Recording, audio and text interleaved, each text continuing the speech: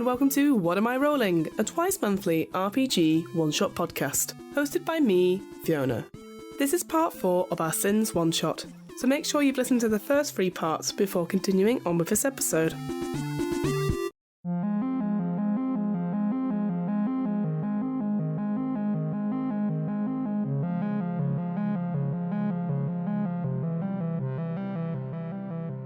To briefly recap, several months ago, governments around the world revealed that a great number of highly unusual meteors were likely to impact the Earth, causing international panic and rioting.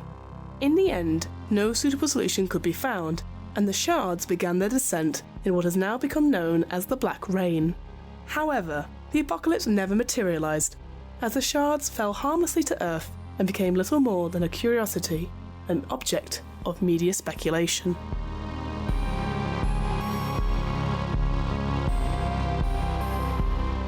Sam and David are playing Lawrence and Thomas Farrow, 2 half-brothers who, despite their differences, have come together to celebrate surviving the end of the world. And yet, as they are suddenly thrusted into a terrifying situation and pitted against inhuman horrors, it seems that the end of the world might have just begun. Sins is powered by the Hope engine, which is a versatile, robust game system using d6s, or 6-sided dice.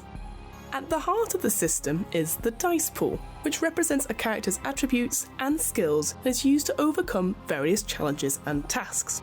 A dice pool is expressed as an XY statement, where X stands for the number of dice in the dice pool, and this is equal to a character's attribute number plus 1, and Y stands for the number needed on any given dice to score a success, and this is based on a character's skill number. When making a check, the player notes the appropriate attribute and skill, and then roll the dice accordingly. For example, in doing a prowess crafts check, Lawrence has a prowess pool of 5 and a crafts skill of plus 4. So, Lawrence will roll 5 dice, with each die scoring a 4 or more, resulting in a success. Most actions will have a difficulty of 1. This means that if any die comes up with a success on a check, the character will succeed. Harder tasks will have a difficulty of 2 or higher, and characters must get at least that many successes in order to succeed. Rolling a 6 means the dice explode, and players may re-roll them to see if they get additional successes. To help characters stay alive, they have access to a limited pool of drama points. These can be spent to increase the odds of any given action in their favour. When a character is about to undertake an action, they can spend the drama point to make that action a dramatic action. They will gain 1 additional dice to their pool for that roll, and they will need 1 less on each die to get a success. Characters can get hurt as a result of combat, the environment, and failing at certain checks. Each character has a vitality pool, which indicates their health. Light vitality represents minor injuries and flesh wounds that have no specific effects on the character. Wounded vitality represents serious but not immediate dangerous injuries. A character who's lost 1 or more wounded health is at a -1 dice pool for all actions attempted. Mauled vitality represents grievous injuries which are potentially deadly. A character who's lost 1 or more mauled health has the difficulty of all actions increased by 1, in addition to the wounded vitality penalty. When you take an action in combat, it normally forces another character out of sequence, and this is known as tagging. When you are tagged by another character, your choice of response is limited to actions which realistically be a response to that attack. So for example, if you were attacked by someone with a knife and they were already very close to you, you could only respond to being tagged by that person by either fleeing or attacking them as a reaction. You could not, for example, attack someone else as a response, as that does not involve the character doing the tagging. As all 3 of us were new to Sins, we decided to go with the introductory adventure, Dead City, and use some of the pre-generated characters which came with it. So, quick heads up here, the next couple of episodes will most definitely have spoilers for this starter adventure, so if you plan on playing it, just pause the episode for now and come back when you're ready. One last thing before we begin. Naturally, there are times in this one-shot where the players, and myself, mostly myself, get the rules wrong or forget something plot-wise. Whilst we always endeavour to stick to the rules wherever possible, at the end of the day, we all make mistakes, and what matters most is that everyone enjoys themselves. And with all that out of the way, let's get back to Dead City.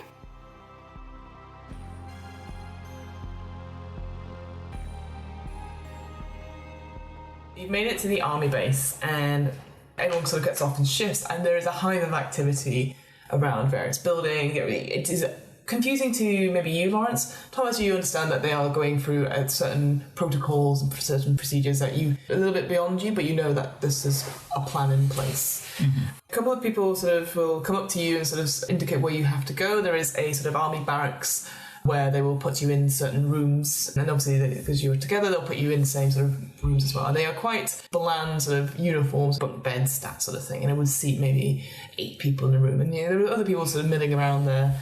Everything here, like when you see other people asking questions to the staff, and they just sort of curtly said, "You'll find out in the morning when we are moving, we're evacuating, please, keep safe, just look after yourselves, we have everything under control." Is there anything you guys would like to do? I'm just going to stay with Thomas. Mm-hmm. Actually. Walk away from Thomas. No, at one point Lawrence is going to go, "Look, I don't know this world, and you sort of do."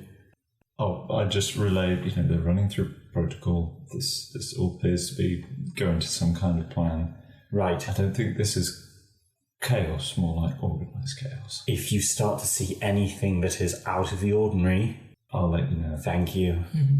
And because you've made it to the army base, you both get 1 drama point. Drama! You can see the sort of daylight sort of coming through into the barracks, and people are sort of milling around waiting and stuff. And you get a sense of deja vu in a way. It's weird, like just the way you sort of catch yourselves looking at the door, waiting for something to open or something like that. You both go, weird. Certainly, that is definitely for you, Lawrence. You get this sense of deja vu, and Thomas, you get a sense of missing time. Maybe you're sort of just staring, like just thinking, lost in your own thoughts, and then it's been an hour. You're like, oh, that was weird. Just at the edge of your minds, there's something odd. More doctors sort of come round, ask to sort of they make sure they check the sort of stickers, and then they ask, can they re-interview you for double checking stuff? And this time they talk about the infected a little bit more, I guess, because you again, they know your experience with them, so they're a bit more open to questions if you have any. How long have we been here now? Oh, just he's the doctor you're speaking to. Is like, when did you arrive? 4 a.m. It's now 9. It's 5 hours or so. Right, it doesn't feel like 5 hours, does it? No. Right, is my phone still on me? Mm-hmm. Does it have battery? Yeah, you would have been given there'll be a charging point sort of where you can go and but a lot of people are using it, so it's about half done. Turns out the army have chargers for Samsung. Any signal? No signal, and if you try to any sort of lines or anything like that, it's busy. Okay. And I think it was you, wasn't it, that got the text? Or was it you, Thomas? Thomas. Both of you, I'm sure, can check your phones. Other than that text you got through, nothing else. Are there any, with the infected before, you said they come from the dead, is there any signs of it affecting the living before they die? Make me a passion panache roll for me. What did you get? Nice. 6. So I got 2. 2. This doctor seems a bit more amenable. It's a sort of an older lady. She sort of talks to you about how they've called this sort of infection N-Hyder, which seems to be infecting only human beings. And it seems to only activate once a human being has died. But how it spreads itself is unknown. Essentially, this lady sort of tells you that it seems harmless. And our policy, we've been told from the armed force, is containment. We suspect that 70% of the living population is already carrying this virus. Ooh. Hence why we're having these preliminary tests. So what was the purpose of the green stickers? To make sure you're not currently carrying the virus. If it's preliminary and you're here, you should be fine.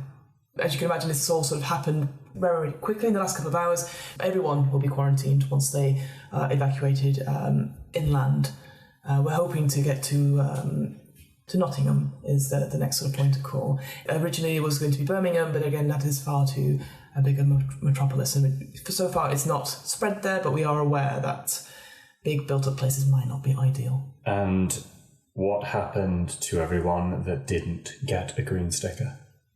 I'm afraid I cannot tell you that just now. Are they the ones that are fine, and we're not? Make for me a passion panache roll. 3 successes, one's a 6. 3 successes. One day... It slipped out of I my know. hand. This is scary. But you're just like, bloop, bloop, bloop, bloop. Both of you. Okay, 3 successes. It's your dice. There is no need to worry. Green is good. Jeez. And she's very sincere about that. She says, you shouldn't worry yourselves. You've done the hard bit now of getting here. I think we're being lied to.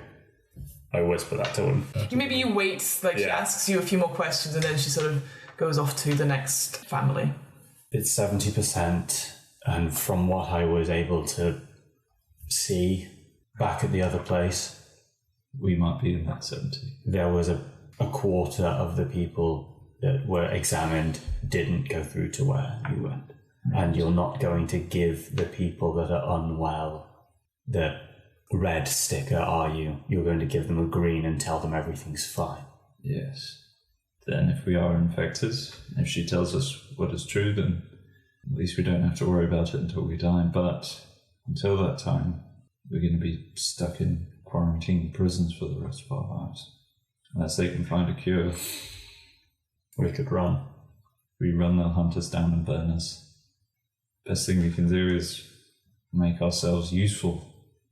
Maybe we can help finding a cure for whatever this is. We've already proven ourselves a little bit. Maybe we just need to keep showing them that we're worth keeping. Oh. Well, I'm with you. If it is just the two of us, then fine. We'll do it your way. If we run, what would be your suggestion? Are we still in Greenwich? Yeah, you're at the army base is just conveniently next to North Greenwich Station. You had the idea of finding a boat.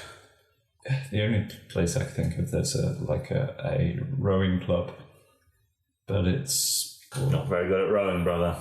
Yeah, that's the only place. There aren't really motorboat clubs around here. Maybe further up the river, further down the river. What is it towards the mouth? Is that up or down? Along the river? Along the river, closer to the coast. How would we escape this place? Unless we get to go on another mission. Once we've helped whomever, we try and slip away. I don't know. Frankly, I'm surprised that you've not already yelled at me for being irresponsible and potentially inflicting whatever this is on other people. It's one thing. Well, we've both got it. So what? 70%. So what if one of us dies? Well, they'll no longer be that person. It would be difficult, but certainly in my case, I wouldn't expect you to do anything other than, well, what's necessary. Right. Well, this is not how I thought this day was going to go. No, I can't see a happy ending out of this. And as you say that, you hear in the distance gunshots going off around the perimeter. And there is a moment of sort of panic confusion. You're in this sort of medical building just now, that's in the army barracks, and you see doctors saying, I guess we should usher you into rooms, not in this long corridor where you've been speaking. You're on the ground floor currently, and you're in a room with a couple of other people as well, who are looking very, very scared. The doctor says, "Don't worry, I'm sure they can sort it." And again, you can hear the gunfire going off. Should we go and help? Yeah, make ourselves useful. And the doctor goes, I would appreciate if you guys, if you both stayed here. And so looks to your weapons. I think Last line of defence. I hope it won't come to that. And she sort of leaves the room. Yeah, I reload what weapons I have. I just kind of sit with the submachine gun. So the other people in the room don't look armed. They look quite frightened, but they are aware of who you are. And they probably asked about why is two civilians carrying around ridiculous weapons. Because we're the Pharaoh brothers, damn it. It's all like supernatural. The Pharaohs. The Pharaohs. The gunfire goes on for maybe another 10 minutes and slowly dies away. I would like to ask if it dies away one by one or just suddenly stops. Suddenly stops. That's the closest thing we're going to get to reassuring. 10 minutes go by. The doctor doesn't return. I will peek my head out of the door. Okay. Of the med place. Yeah. You go down the corridor. There doesn't seem to be any doctors around at all. And as you sort of look out, the lights go off. And the emergency lights generator goes on, but it is now dimly lit. And there are definitely screams of terror, presumably from the lights turning off, and people panicking a little bit. Some sort of a child you can hear is crying in the distance. Okay, the room that we were in, we're now in the corridor, aren't we? So Thomas has poked his head out to see anyone else. I assumed you were both sort of together. Yeah. Do like Scooby-Doo. Scooby-Doo look. I'm assuming there are like benches or something like that. In the room? Yeah. Or in the corridor? In the room. In the room. Looking around, it's clearly was an office. Like this whole sort of place has been sort of made shift into different things, and it's quite. I'd say it's as big as this room that we're currently in. So there's like cupboards and chairs and stuff like that, but there's nothing like a long bench. Okay, I turn to the others, the other people that are in there, obviously looking quite scared. Just go. We're going to go and see what's going on. I strongly advise you to barricade this door as soon as we're out. If we need you, we'll knock. I strongly advise you not to open that door. There's a couple of sort of like whispers like, oh my goodness, and there's definitely one person said that. Of course, we can do that. We'll see you soon. Good luck. And as you sort of go, the door shuts and you can hear the scrapes and sounds of things being put in front of it. Sorry to volunteer you for this. No. So this corridor is long. It's like almost horror-esque long, a really long corridor. And on each side, you have doors that are go off into other rooms. And at the end, there is a huge metal door, like 2 doors. We'll check the other rooms if we can see if we find any sort of torches. And should we cross paths like in there? All the doors are closed, the other rooms, aren't they? Yes. I think we should do these one at a time together. Yes, let's go. Right, so what ideally I think we want to do is go in the rooms one by one. I would like to find some sort of torch, if possible. Okay. Preferably 2 of the bastards. Sure, make cunning perception checks, both of you. Ooh. 1 success. 2 successes, 1 6. 2 successes. As you're sort of going into the rooms, obviously very carefully, some of them are empty. Some of them have people in, maybe not as big as the group that you were in, maybe 2 or 3. They get the same spiel. They're more than happy to follow, it's a man that's just turned up with guns. So they're happy to follow any orders like that, and they do. Thomas, you're not so lucky with guns. So, you find not torches, but you find it's not a glow stick, but it's like one of those emergency lights, something where you crack it and shake it up. Not a glow stick, but you do find one of them. Then what I'm going to do instead, do I have my phone on me? Yes. Right. Then I'm going to, while I'm holding my submachine gun, sort of have the submachine gun lay on my wrist, switch the torch on my phone, use that. As you make your way down this corridor, there's a moment where utter silence. And then the metal door in front of you, bam! Bam! Bam! Something is hitting with a lot of force against this metal door. Was there a back exit to this place? You're on a long corridor. You had come in through this one at the beginning, and I assumed you were heading towards another corridor, investigating all these rooms. Yeah. What'd you like to do? Was there a back exit to the first room we were in? No. So the corridor is the only way out? The end of the corridor currently is the only way out. How long does this gate look like it's going to last? Cunning perception check. Nothing. You guys have halted in your movements as this thing is bash, bash, bash. If it's the same thing as before, I don't have any machetes. Yes, you do. I gave you one earlier. Oh, yes, you did. I've got my machete. Right, I've got the spear. I can't believe I'm going to say this. If it is that thing, we have to stop it. Yeah, we're dead either way. Glad you're here. Yep, you too. And as you do, the metal door twists and is forced from its hinges. The wall sort of slightly gives way as this more of the brood spawn forces its way into the corridor. It's standing 8 feet, huge, gigantic, pooly, inky black eyes. It looks at you, fixes it with its gaze before it charges. I need you to roll initiative. Cunning perception, isn't it? Cunning perception. 2 successes, 1's a 6. 3 in total. 3 in total. 2. Brood spawn only gets 1, so Lawrence goes first. How far away is it? Is it going to reach us in its turn? It's charging towards you at great speed. Okay. What Lawrence is going to do, drop the submachine gun, because it's, we'll sling it over his, because I imagine it's got a strap or something on it, hasn't it? Yeah, sling it over, grab the spear, and run it. Its spear is sort of, it's a sort reach, of, yeah. Yeah, okay, so I don't have to get within touching distance. It's technically, what does it say for reach? It gets a +1 to your pool. If it doesn't have a weapon with this trait. So And it doesn't. It doesn't. Okay. But it still would be a close combat thing. 'Cause the reach just adds to your pool. It doesn't. It's not long range, if you see what I mean.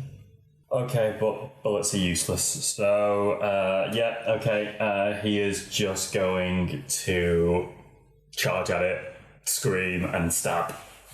So that's going to be prowess, which is 5, and I get an extra die because it's reach. That's 1 success. It's a 6, so roll that again. Gets 2 successes, so it does not work. So you're charging at it. Yeah. It meets you. Maybe you get like 10 feet, but it is so much quicker than you. And you go up to try and stab it through, and it just goes in. Doesn't seem to make as much damage as you want, and it just instantly goes to claw at your shoulder or your hand that's holding it, and you take 3 damage straight off. Cool. You are in close combat with it now. Yeah. Thomas. I am going to swipe at it with machete, and I'm going to add some drama. Excellent, go for it. So that gives me an extra dice, and it's prowess. And it's already been tagged, so it gets a disadvantage on this as well. So I'm trying to get 4s with 4 dots. Go for it. Nice. Whoa! That's 4 above, and I get 3 6s. Yep. So that's 5. 5 successes. Yeah. Good job, man. Only 2. Alright, so you succeed. You're seeing your brother getting hit by this horrible thing. All fear is cast aside, and you go up with the machete. You lunge in, and as you do so, it gets stuck in an appropriate area. But it gets wedged in. You will not be able to retrieve it, but it has had the damage. What damage does it get? So it's the average of 2 and my body score. Body is 4 + 1, so difference between 2 and 5. It's 4, isn't it? Okay. Over. You just tell me. Okay, yeah, so it takes 4 damage. Awesome. It screams in agony, and it has been tagged, so it doesn't get its go. Both of you, I need you to make reason perception checks for me. No. Nothing. We get 5 or higher. It's 1 success. Thomas, you know how brutal this creature is. Like, it took out those guys at the garage quite easily. It can do a lot of damage. Even though you're hitting it, it looks pissed off. It is not going to stop. And you think back to what's around this building, and you think only some sort of weapons, impaling attacks kind of hit it. But you know, outside there's petrol that might. If your weapon is stuck in this creature, there's nothing else in this corridor of anything paling, you might need to make a run for it. Brother, we'll lure it outside. Sounds good. Lawrence, it is your go. Currently, you're in close combat with it. So if you do not attack it this round, it will be able to have its go. But there is a thing you can do called evade. Right. So when it tries to attack you as you leave, you get, I think it's an automatic, one automatic success. Let me read it out. When targeted by either a close or range attack, the character may roll prowess athletics against the opponent's attack and get 1 automatic success on their result. Okay. In the case of evading gunshots, this does not get this automatic success. Because you don't dodge bullets. Don't dodge bullets, but then the attacker does not get an automatic 1 because you're not shooting back with 1. So that is something you can do. Okay. If you wish to do that. And would evading count as my action? Yes, because you're running away. Yeah, we have to run away. Okay, so can we sort of weave past and go? Because the thing it's clawed through is the only way, isn't it? No, so the other end of the corridor where you originally came into this building. So you were going towards this door, checking the rooms. Sure. It has burst through this door. Yeah. So, and it is huge. It'll be very difficult to get past it. the way that back then, which we can go. Yes. Where the other survivors are. So what I'm saying is it's a long corridor. There's the other end of the corridor. You leaving? Yeah. Brother said run. We're gonna run. All right. It's going to try and claw at you as you leave its space. Evade. Yes. I need you to roll a prowess athletics check. Okay. He's trying to claw at you, so it won't get. You get one athletics success on this. Nothing. So 1. But you still get an automatic one. Yeah. Oh, it gets 1 as well. So you don't take any damage. It tries to claw at you as you leave, and maybe it just gets like because I think you're wearing like some really weird like fashionista coat. I'm wearing his leather. Oh, you are. It Yeah. tears it. But you make it halfway down the corridor, I'll say, this time. Great. And you have been tagged by this creature. Thomas, it is your go. Doing the same thing. Do the same thing. Make a evade check for me, please. So, prowess athletics. Yep. 1. Is that just an automatic success one? Oh, 2. 2. All right. So try and swipe at you. Oh, nuts. A lot of 6s being rolled. All right, so that's 4 successes. You make it. You're going for it, but as you do so, you just feel again the back of your coat get ripped up. That is 3 damage to you. Okay. The creatures go because you guys didn't tag it. It is going to rush up behind. Who would it go for? You both stabbed it. Okay, I'm just going to roll odds evens. It's going to go for Thomas. It's going to rush up behind you and try and attack you.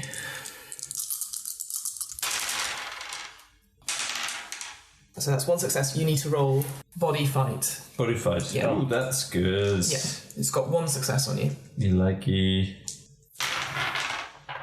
That is 2. at least 2. 2. You sort of turn back, and I think what you try and do, because your machete's in it, you probably just try and punch it randomly heroic. Doesn't take any damage, but doing so stops it attacking you. Awesome. Right, back to the top of the round. Lawrence. Are we back in melee range? Yeah, pretty much. It is like right behind Thomas. So is it in melee range of me? I'm going to say, because movement's very fluid in this, that yes, you're both working at the same sort of point.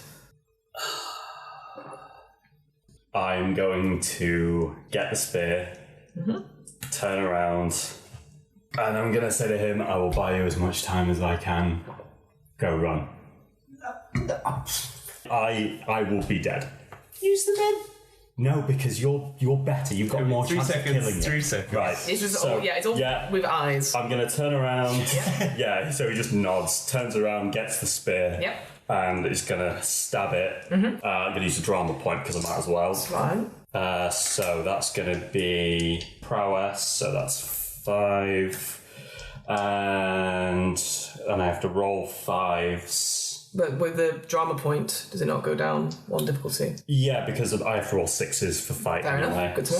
So, or athletics. Yeah, it's 6s, so it'll be 5s. Okay. That's 2 successes, 1's a 6.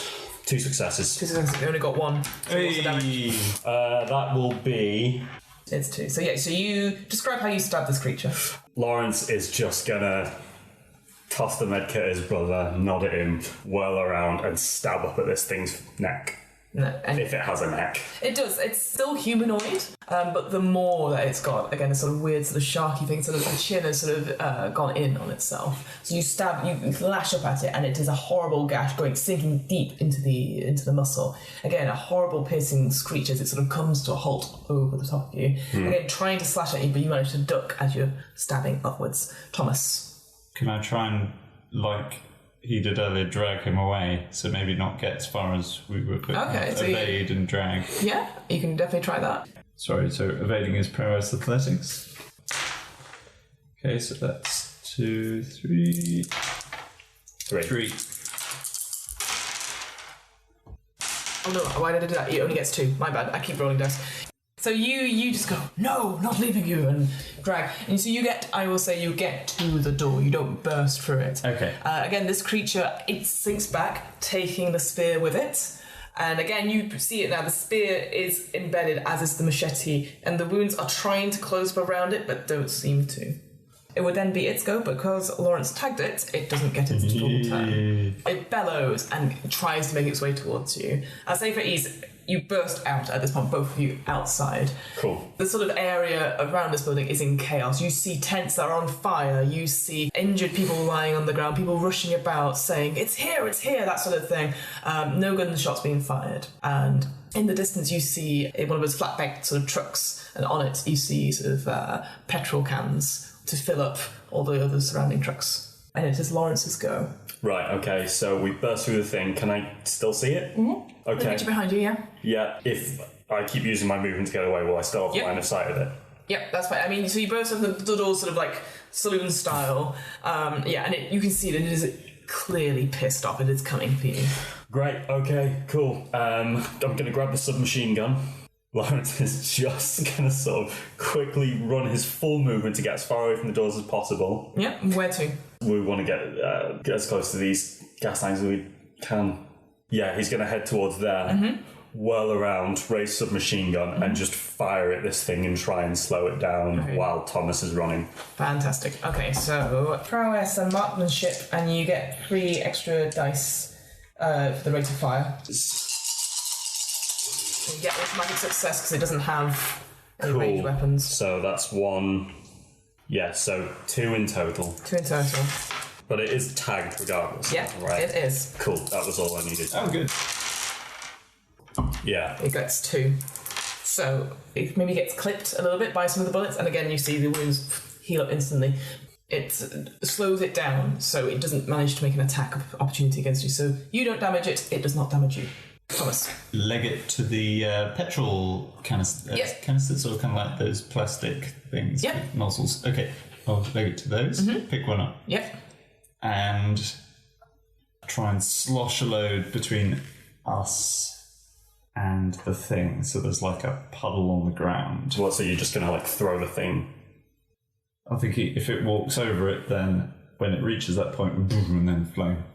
Or are you thinking more coat it? Because that'd be tricky. Oh, I was thinking more. It's in close combat with Lawrence just now. Is it? Close combat? It's come up to you. Ah, shit. Okay, grab it and try and pull some of it over the thing. Okay, so that is a close combat attack. It'll be a small improvised weapon.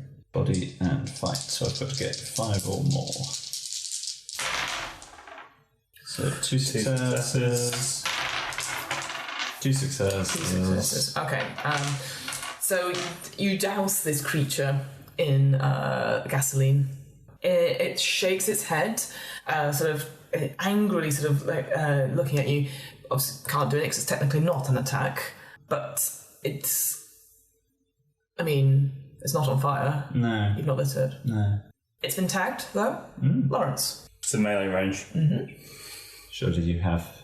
Druggy such as yourself must have a cigarette You lighter. just turn to Lawrence and go, Lighter. I've done my bit. Do I have a lighter? Yeah. Then what he's going to do, bring out his lighter, flick it on, and throw it at the creature. As it's so close to you, you don't need to do a check for it. Okay. As soon as you literally throw the lighter at it, it's almost slow motion as it sort of turns over and over and it hits the creature square between the inky eyes. And as the flame sort of connects with the gasoline, it's instantly on fire. It wails and screams, still there. And unfortunately, it is not tagged. It's technically not an attack. Yeah, that's... Thomas, what would you like to do? I will look for something impaling. Excellent. Cunning perception check for me, please. Is that going to be his action? No. I'd say you, because you threw the gasoline, it's all sort of fluid in this moment, so. 2. There are some poles on the ground that have been built, used to make up the tents and the shelters and stuff.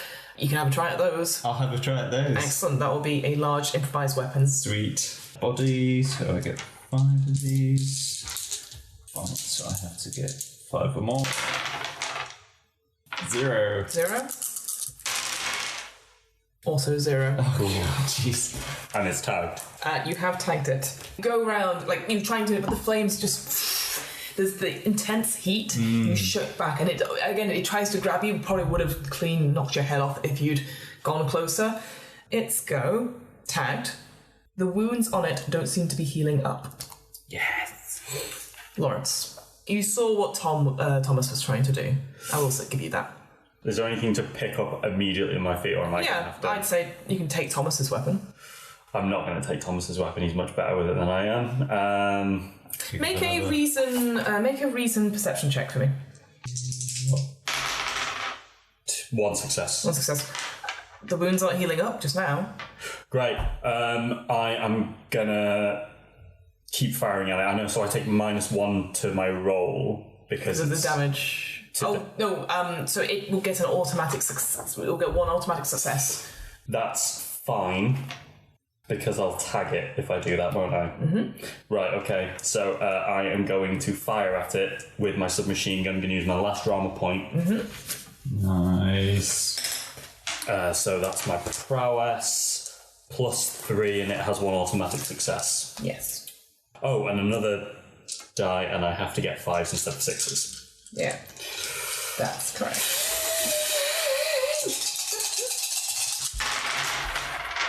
Bollocks. 1. So it's damaged, it's wounded, so it gets 1 less to its pool anyway. Wounded. Yeah. Jeez. So was it 1 that you got? Yeah. 1 as well. Ooh. So you sort of fire into it. Yeah. Again, it screams and wails, but doesn't look like the damage has happened. And again, it doesn't look like it just tries goes at you. Again, you sort of back from the heat. Yeah. No damage either side, but it is tagged. Great. Thomas, Shotgun. go for it. So, prowess. So that's... Remember, you are in melee range. So it will get 1 automatic. Success. Would it not be better for you to just keep wailing at it with your improvised weapon, because you're a very strong person? Yeah, won't do as much damage. But okay, I will hit it with a pole. I'll find another pole and try and jam it. Yep, you can use the same pole. You've still got the same pole. Yeah, Okay. he's not taking. Lawrence has not taken it from you. Okay. 1. Okay, it's disadvantaged from the tag and from being wounded. It's only on 4 after 6. No successes. Hey! Okay. What's the damage? So that will be 4. Nice. 4 points of damage. You take a moment, again, you see Lawrence struggling with the submachine gun, like just Rambo style, yeah. And you just take a moment and you straight through it. It's ungodly, this horrific shriek, and it surrounds everyone, and it looks mauled, let's say. Good. Creatures go, it has been tagged.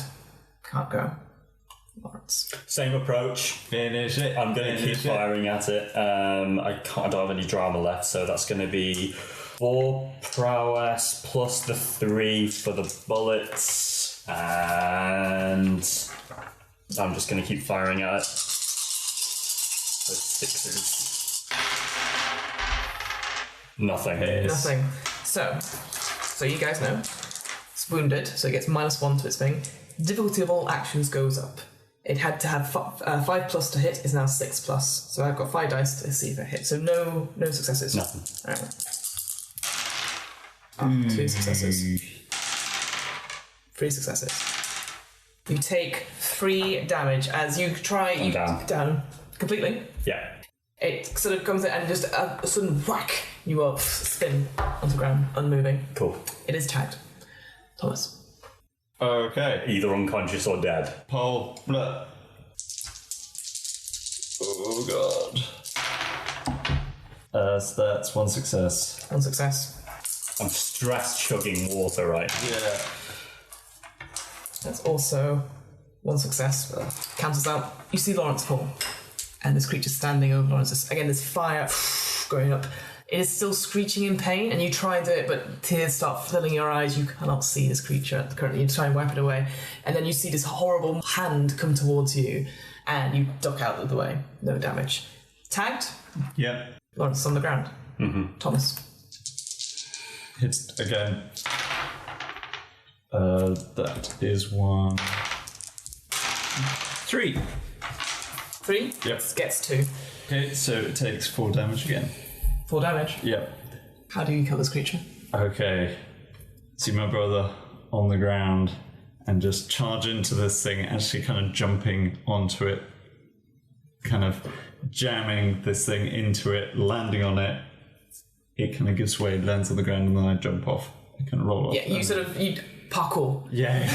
Parkour! And then You have to yell parkour, otherwise it's not parkour. parkour. And then head straight to my brother Yeah.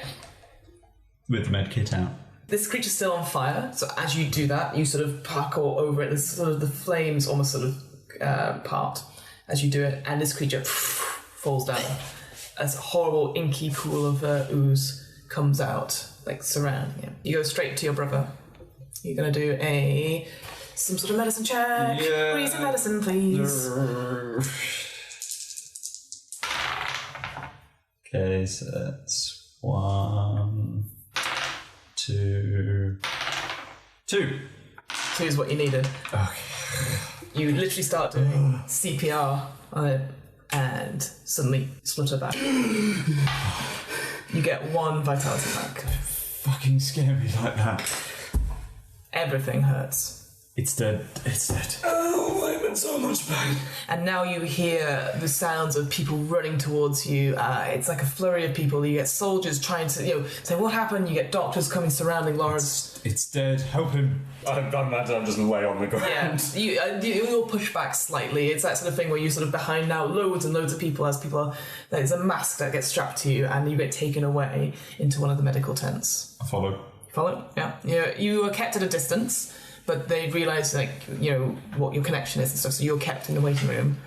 Several hours go by, and Thomas, you probably see this, people are starting to be evacuated, and it gets to the point where there's less than 100 people left on this base now. You are been told you have to wait, don't want to separate you. I assumed you would say you did not want to be separated and left.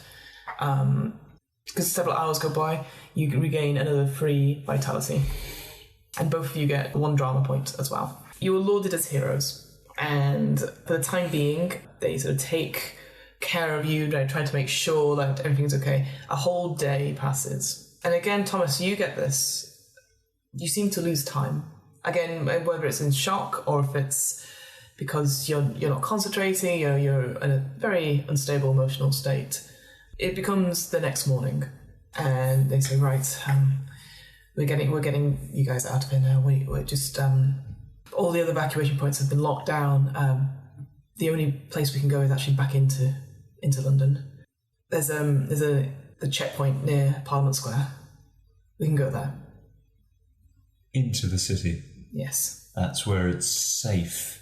And you look round, and there's maybe just a handful of civilians just now. Sorry, am I up on my feet by this? You are better. It still hurts, and Right. it's going to take you several days to... So I'm just unwounded. Yes. Yeah, cool. You probably stood there, maybe got a crutch, one of those medical crutches, just holding you up. But there's a massive security presence, though. There seems to be maybe 100, 200 officers milling around, sort of getting people through and stuff like that. And they say, it will be fine. But what's the plan? Why? Why there? It's the easiest way. There's no other way to get through. Okay, how are we getting there? Boat? Is there a boat? Yes. We'll be using the, whatever it is, the station that uses boats near Greenwich. Can they swim? We don't believe so. Right, well, I'm not going to be moving very quickly, so maybe boat is best. Yeah. Okay. Okay. So you're taken, and you see one of the big ferry. Again, it takes a little while, maybe a good couple of hours to get to the Cuddy Sark, we'll say. And there's the pier there. Yeah. There's a name for it, but it'll come to me. It's fine. And there are boats there leaving. And again, you have this sense of the response, the sort of forces there. It feels... There is nervousness. There is palpable sort of tension in the air. But this feels like the last sort of boat out of London, as it were. Do you keep losing track of time? Yes, but I've been unconscious most of this last day, so... That's true. Well done, Okay. by the way. Well, yeah, I think we did a good job then. Oh, you're I good. never want to see one of those things ever again. No, but you did well. And as you guys sort of make your way onto the boat and the boat sort of slowly sets off, you hear the sounds of helicopters overhead. And sort of like that whirring noise. And as you go past, going slowly through to towards sort of Parliament, you see the burnt out remains of various buildings. Cars are on fire. Groups of these creatures along the bank, shuffling and scarting around. Your view sort of opens up onto the burnt remnants of Parliament, and there's a problem. You see other groups, both the Metropolitan Police Force and their charges waiting for evacuation there.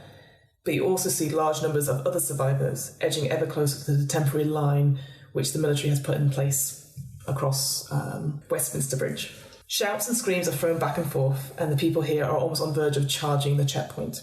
Obviously, the horrors of the previous nights are still very fresh in their minds. As the sort of boat docks, you're surrounded by other police force, and they say, "We'll escort you to the checkpoint." You're eyeing me suspiciously, Sam. Do you want to do something? No. You can. No. You can do a reason perception check. Yes, please. Yeah, I'd like to get on that too. Why not? Even though Yeah, we're keeping an eye on what's Yeah, of course. You. It makes sense. 2. Also 2. 2. The fear in the officers' faces is evident. They're not hiding it from you, but they do seem honest and genuine about they will be protecting you, and this is the best way forward. You're making your way up through these defensive lines, and again, you just see sort of almost like the police sort of barricading you with shields, and there are people saying, let us through, we are here, we're clean. We don't know what they are, but, and there's the screams and shouts, like, my daughter, my baby, all that sort of thing. And they are starting to push on the things, but this police forces are keeping it strong, and you're able to make it through to the checkpoint. So you get to Parliament Square. In the distance, both of you see this. Again, Big Ben sort of still intact, maybe some superficial damage around the base of it. And this whole place where this protest was littered with corpses, with signs, tell the truth, all that sort of thing. And in the centre of Parliament Square is one of those notorious black rain shards. For some distance from the evacuation site, you catch a glimpse of it for the first time in the flesh, one of the notorious shards, a strange giant crystal which fell from space in the black rain. It lies impaled in the roadway adjacent to Parliament Square, right where the protests and all this horror began. As you're moving through the crowd, Thomas, you feel a strange sort of déjà vu. You reach into your pockets, preempting what's to come. You hear the telltale ring of an incoming text message. And on some level, you are certain you know what it will be. The contents shock you, though. And again, there's that moment where you forget. No longer sure what the message should have said, it reads, even death may die. And before you have a chance to think this over, the phone emits a short burst of static. And then it is echoed in all the loudspeakers along Parliament Square. Then the phone shuts down with a spark. Moments later, the lights, and then to your horror, the helicopters follow suit. They fall like stones out of the air, their rotary blades slamming into trees, scything through dozens of people in a horrific display. In the distance, you hear the familiar shrieks of the infected. On some level, you know their name now, and deep down, you remember what the message was meant to say. Mother is coming.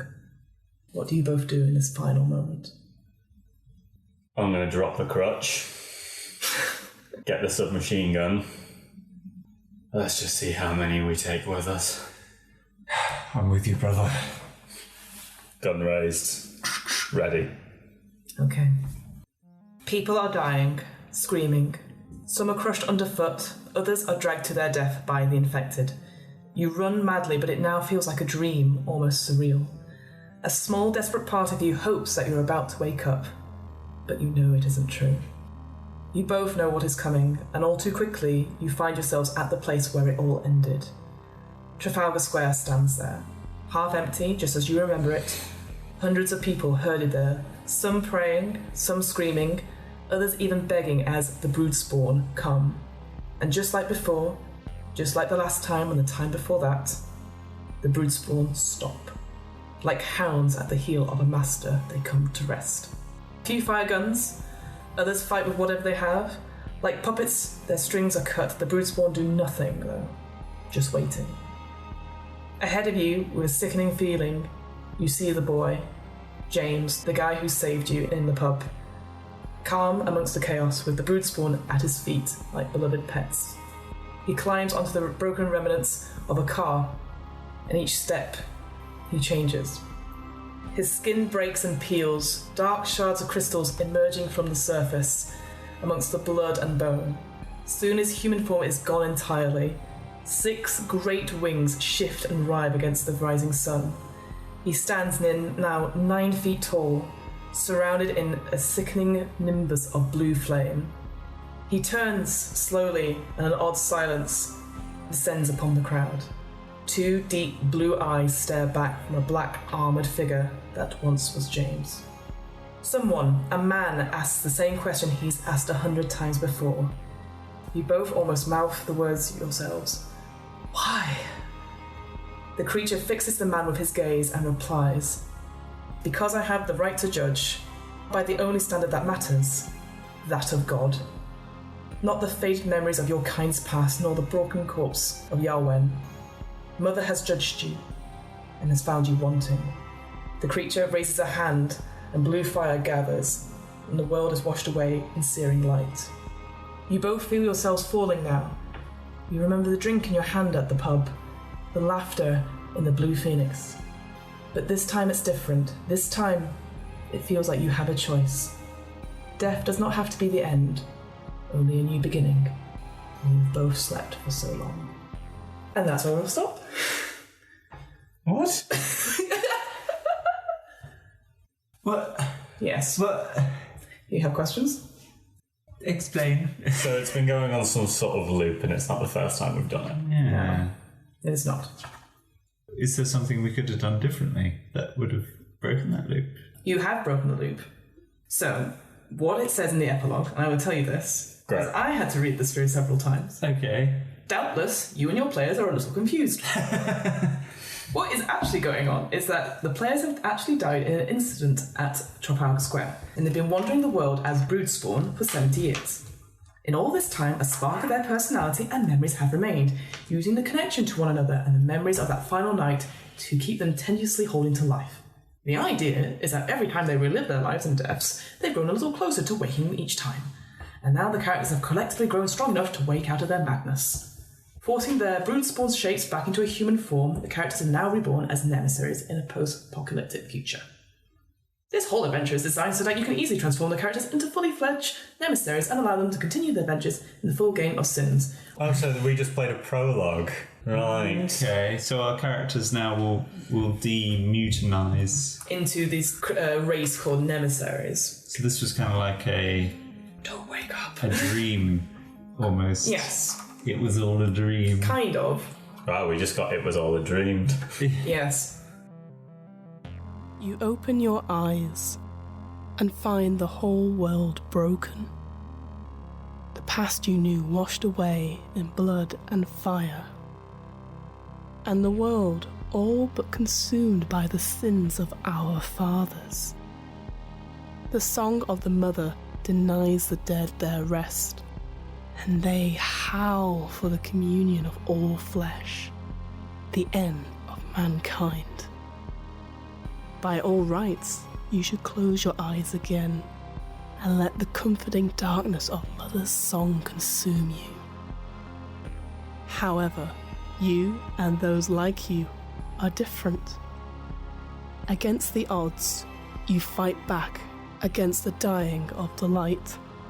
You hold on to what makes you human. Against the onslaught of the coming darkness, you refuse to yield, refuse to die, and choose to live. Will you redeem mankind's sins, or draw us forever into the darkness? One thing is for certain. Your story is just beginning. Roll credits. The What Am I Rolling podcast was created, recorded, and edited by me, Fiona Howat. This episode's players were David T. Cox and Sam Robbins. This episode's RPG was Sins, created by Miguel Tankard and published by First Falling Leaf.